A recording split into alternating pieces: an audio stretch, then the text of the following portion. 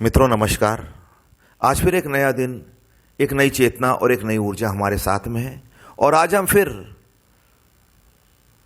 ध्यान, प्रेम, चैतन्यता और साक्षी भाव के मार्ग पर चलने का प्रयास करेंगे और अपनी दिशा को शांति, उत्साह, उल्लास, आनंद के मार्ग पर ले जाने का प्रयास करेंगे, क्योंकि ये हमारी आंतरिक इच्छा है। ये मानव मन की आंतरिक इच्छा है कि उसे प्रेम मिले, उसे ध्यान मिले, उसे शांति प्राप्त हो। वो उमंग और उत्साह से भरा हुआ महसूस करना चाहता है।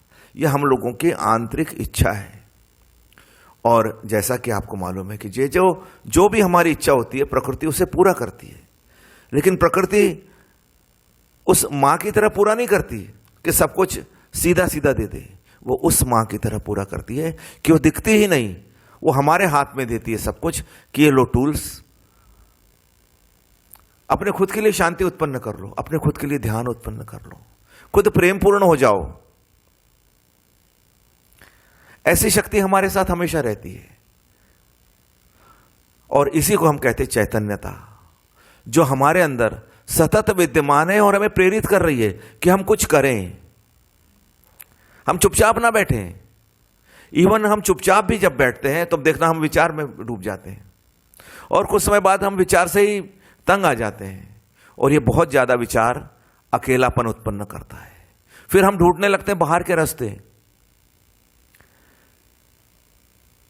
कहीं मोबाइल ढूंढेंगे तो कहीं टीवी की न्यूज ढूंढेंगे तो कहीं दोस्तों का साथ ढूंढेंगे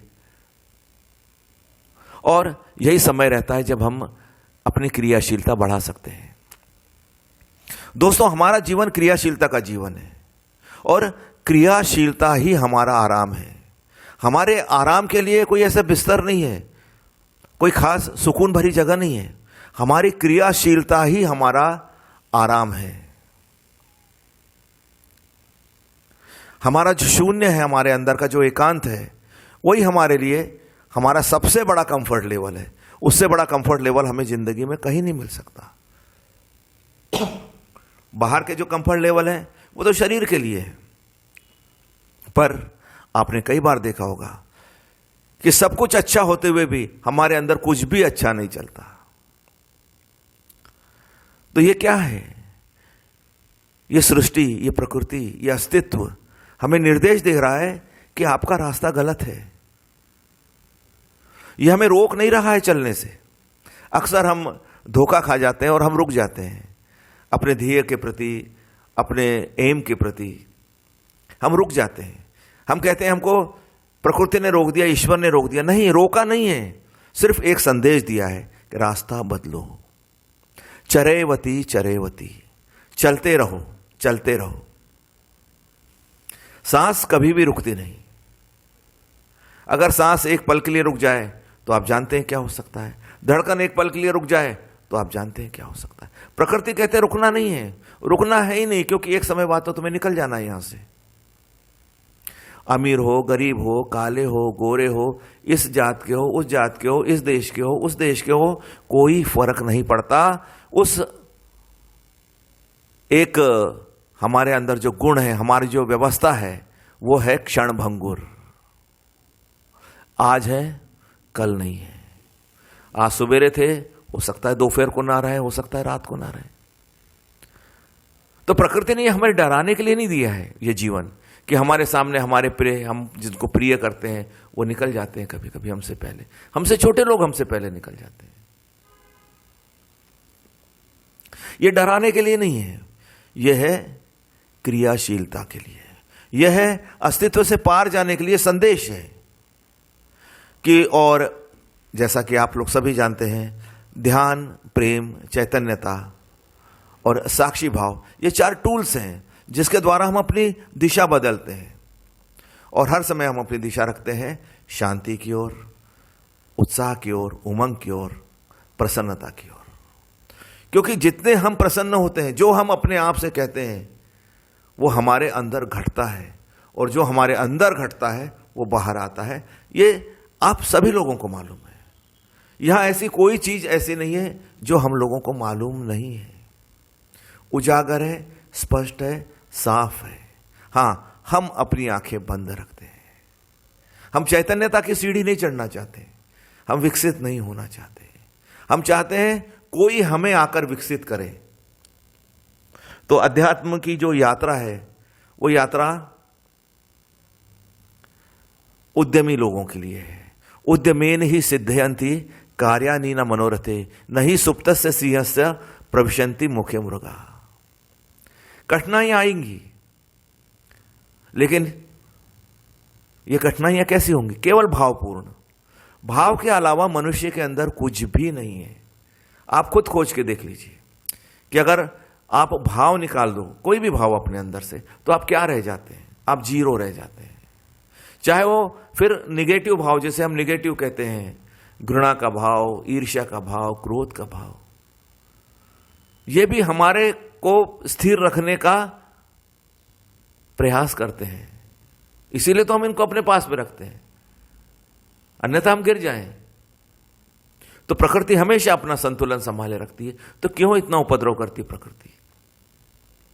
प्रकृति इसलिए करती है क्योंकि वो हमें दिशा देती है, हमें उत्प्रेरित करती रहती है क्रियाशीलता की तरफ। तो ध्यान भी वैसे ही क्रियाशीलता है, लेकिन ध्यान कैसी क्रियाशीलता है? ध्यान निश्चल क्रियाशीलता है। निश्चल ज्ञानम आसनम। जब हम ध्यान करने बैठते हैं तो हम आसन में बैठते हैं। अब आसन मतलब शरीर का एक पोस्चर,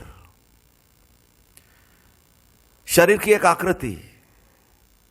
और आज साइंस भी इस बात में सहमत है कि आकृति बदलते से ही वाइब्रेशंस बदलने लगते हैं।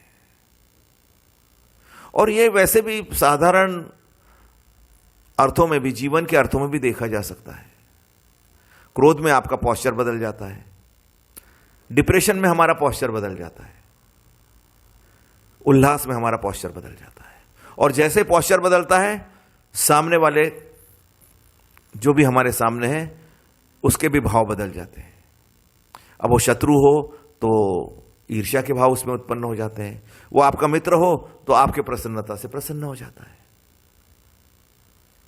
तो ये जो पोस्चर है हमारे, ये पोस्चर हमारे लिए बहुत महत्वपूर्ण है।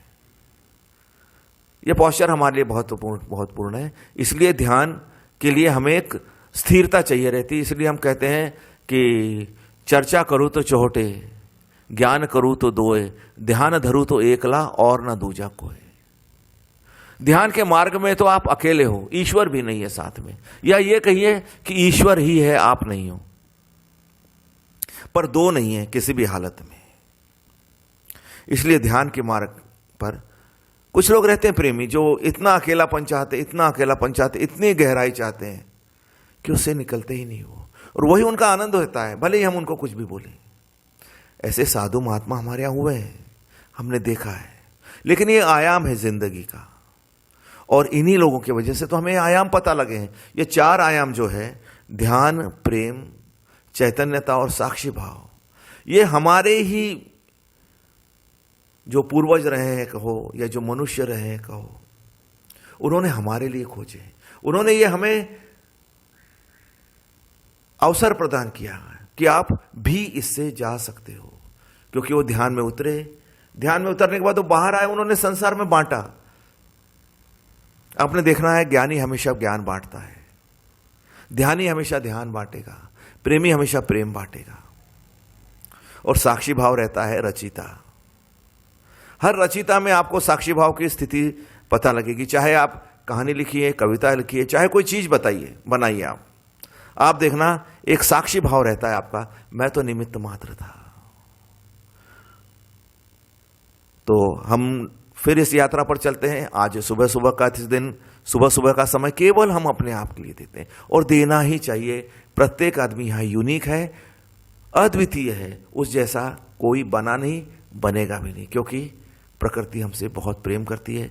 आपने इतने ध्यान से सुना, आप इतना प्रतिसंवेदित हो जाते हैं प्रकृति के प्रति कि इसे आनंदित, उल्लासित और शांति में बनाने के लिए सतत प्रयत्नशील है। आपको नमस्कार और सुनने के लिए धन्यवाद।